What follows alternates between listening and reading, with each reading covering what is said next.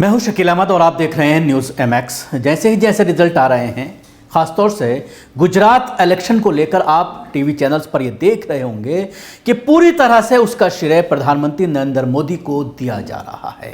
प्रचंड बहुमत दिखाई जा रही है गुजरात में, लेकिन उसके साथ ही एक चालाकी गोदी मीडिया की ये देखिए कि उसके साथ ही हिमाचल प्रदेश की खबर को दबाने की कोशिश की जा रही है। और उससे बड़ी बात मैं आपको बताना चाहूँगा कि 5 राज्यों में बाई इलेक्शन थे, 4 राज्यों में 1-1 सीट पर, और उत्तर प्रदेश में 2 सीटों पर विधानसभा के इलेक्शन थे और एक उत्तर प्रदेश में लोकसभा की मैनपुरी की सीट पर इलेक्शन था। इन 6 सीटों की अगर हम बात करते हैं, 6 सीट विधानसभा की 5 राज्यों में और 1 सीट लोकसभा की मैनपुरी की। इन तमाम सीटों पर भारतीय जनता पार्टी को पूरी तरह से शिकस्त का मुंह देखना पड़ रहा है। जो अभी तक रिजल्ट आ रहे हैं उससे अब ऐसा लग रहा है कि पूरी तरह से यह साबित हो गया है कि भारतीय जनता पार्टी को इन 5 राज्यों में पब्लिक ने नकार दिया है। एक बहुत बड़ी खबर है, क्योंकि सिर्फ गुजरात को दिखाया जा रहा है और उसके क्या असबाब हैं उस पर आज शाम को हम बात करेंगे। किस वजह से वहां पर जीत दर्ज हुई है, किस तरह से आम आदमी पार्टी और भारतीय जनता पार्टी की सेटिंग हुई है कि आप यहां पर नुकसान पहुंचाइए हिमाचल प्रदेश में और गुजरात में।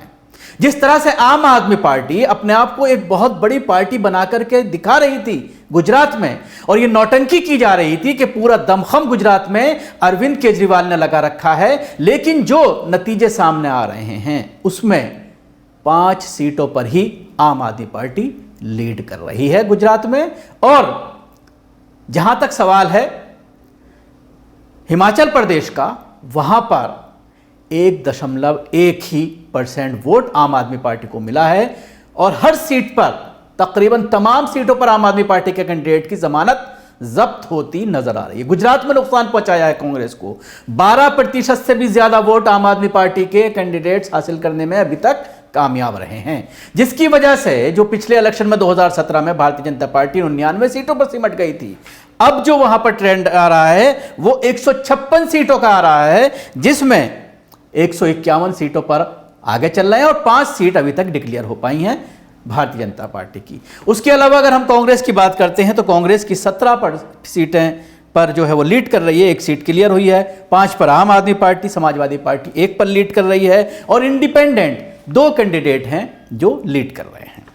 इसके साथ ही अगर वोट प्रतिशत की बात करें, भारतीय जनता पार्टी को इस बार जो वोट प्रतिशत मिला है गुजरात में वो 52.9 अभी तक जो इलेक्शन कमीशन की वेबसाइट दिखा रही है उसके मुताबिक। पिछली बार 49% था, यानी तकरीबन 3% की बढ़ोतरी हुई है। और इस 3% की बढ़ोतरी के साथ ही तकरीबन 50 सीटें बढ़ गई हैं। 50 से भी ज्यादा सीटें बढ़ती हुई नजर आ रही हैं। कहीं ना कहीं सेंध मारी है आम आदमी पार्टी ने। 27% कांग्रेस को मिल रहा है, पिछली बार मिला था 41.44, काफी घट गया है, 27 पहुंच गया है 41 से, तकरीबन 14% कम हुआ है। इसके अलावा आम आदमी पार्टी को 12.9, जो पिछली बार 0.1% इनको मिला था पिछली बार, हालांकि इनके कैंडिडेट कम थे। लेकिन जहां तक ताल्लुक है हिमाचल प्रदेश का, हिमाचल प्रदेश में कांग्रेस अच्छा करती हुई नजर आ रही है। 39 सीटों पर बढ़त बनाई हुई है, जिनमें से 1 सीट जीत चुकी है, 38 पर बढ़त है। भारतीय जनता पार्टी 3 सीट जीत चुकी है, 23 पर बढ़त है, टोटल 26। इसके अलावा इंडिपेंडेंट जो है वो 3 हैं, जो भारतीय जनता पार्टी के ये तीनों बागी हैं जो आगे बढ़त बनाए हुए हैं। तो ये कहा जा सकता है कि कांग्रेस सरकार हिमाचल प्रदेश में बना रही है। अब आइए मेन बात की तरफ मैं आता हूं, जिसकी वजह से मैं आपके सामने हाजिर हुआ। जैसा कि मैंने शुरू में ही कहा कि इस गोदी मीडिया ने सारी एक बड़ी अहम खबर जो है वो छुपा दी है कि किस तरह से 5 राज्यों की जनता ने नकार दिया है भारतीय जनता पार्टी को। और खास तौर से उत्तर प्रदेश में, जहां पर आपने ये देखा कि रामपुर और खतौली में जिस तरह से पुलिस ने गुंडागर्दी की, किस तरह से घरों में लोगों को घुसा दिया गया डंडा बरसा करके, मुस्लिम बस्तियों में, मुस्लिम कॉलोनियों में, मुस्लिम इलाके में जिस तरह से पुलिस ने घरों पर ही बुजुर्गों को, औरतों को वोट डालने से रोका गया।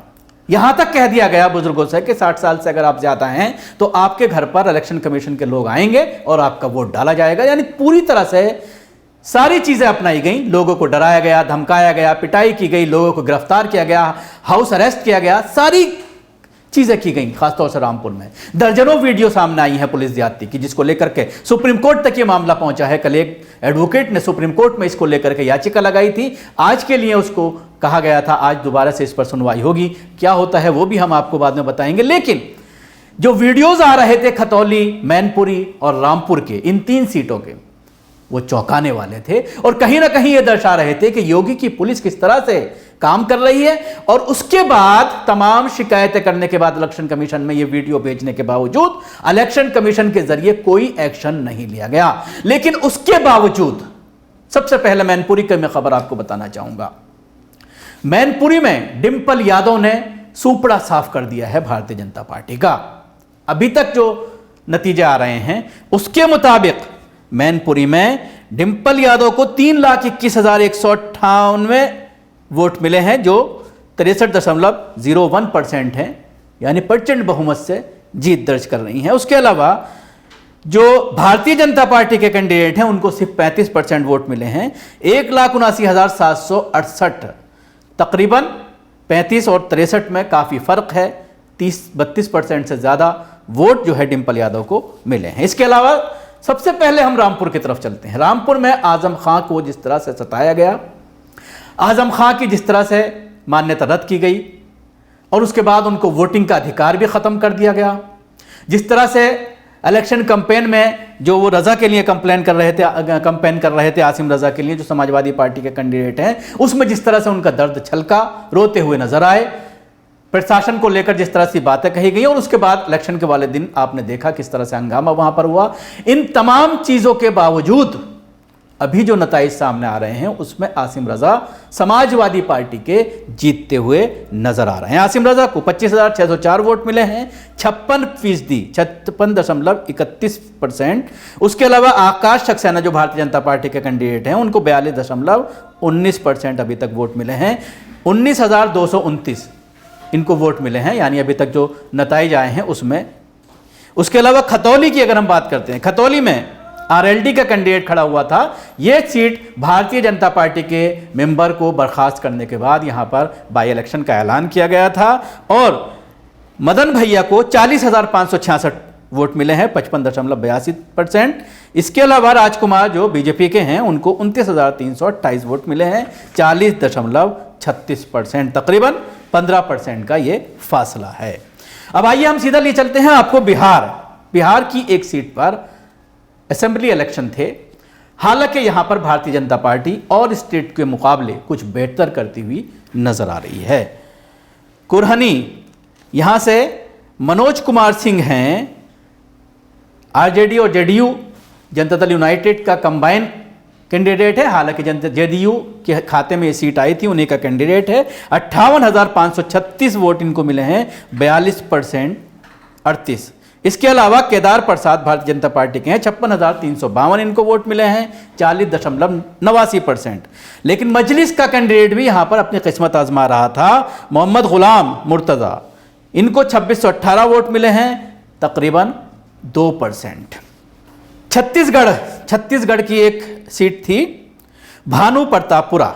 यहां पर सावित्री मनोज इंडियन नेशनल कांग्रेस की 37,858, 44.33% वोट और ब्रह्मानंद बीजेपी से 21,487, 25.16%। छत्तीसगढ़ में कांग्रेस की सरकार है और शायद उसका असर यहां पर देखने को मिला है। उड़ीसा पदमपुर में असेंबली है, यहां पर इलेक्शन हुआ है। उसके नतीजे इस तरह के आए हैं कि बरसा सिंह बीजू जनता दल जो वहां पर सत्ताधारी पार्टी है, 64,079 इनको वोट मिले हैं, 57.4। जबकि भारतीय जनता पार्टी के प्रदीप पुरोहित को 42,160 वोट मिले हैं, जो 37.76%। ये सीट भी तकरीबन बीजेडी जीत चुकी है, बीजू जनता दल जीत चुकी है। अब कांग्रेस शासित राजस्थान का रुख करते हैं। यहां पर भी एक सीट पर इलेक्शन हो रहा था, यहां त्रिकोणीय मुकाबला देखने में आया है। हालांकि कांग्रेस का जो कैंडिडेट है वो यहां पर जीतता हुआ नजर आ रहा है। सरदार शहर नाम है असेंबली सीट का। अमित कुमार शर्मा इंडियन नेशनल कांग्रेस के हैं, 81,289 वोट इनको मिले हैं, 43.85। अशोक कुमार बीजेपी से 58,037, 31.3%। और राष्ट्रीय लोकतांत्रिक अधिकार पार्टी है, 39,728 वोट इनको मिले हैं, 21.43% इनको वोट मिले हैं। लालचंद मून इस कैंडिडेट का नाम है। यानी दोनों को अगर मिला लिया जाए, बीजेपी और ये जो लालचंद हैं, इनको अगर मिला लिया जाए तो कांग्रेस से आगे ये दोनों चले जाते हैं। लेकिन कहीं ना कहीं नुकसान पहुंचाया है भारतीय जनता पार्टी को लालचंद मून ने। हो सकता है ये कहीं ना कहीं भारतीय जनता पार्टी से के ही वोट इसको जो है वो डाइवर्ट हुए हों। तो ये थी पूरी रुदात, जो मैंने पूरी कहानी, जिसको अभी तक गोदी मीडिया छुपा रही है, जिसके बारे में अभी तक बात नहीं कर रही, और पूरी तरह से टीवी पर सिर्फ मोदी में चल रहा है। जिस तरह से जश्न दिखाया जा रहा है गुजरात का, हिमाचल प्रदेश की खबर भी दबा दी गई है, और इन 5 राज्यों के बाई इलेक्शन की खबर को भी पूरी तरह से दबा दिया गया है। शुक्रिया आपको। हमारी कोशिश कैसे लगी जरूर बताएं। हमारे यूट्यूब चैनल को सब्सक्राइब करना ना भूलें। इसके साथ ही बेल आइकन जरूर दबाएं। अगर आप वीडियो फेसबुक पर देख रहे हैं तो पेज को लाइक करें, उसके साथ ही फॉलो भी करें। धन्यवाद।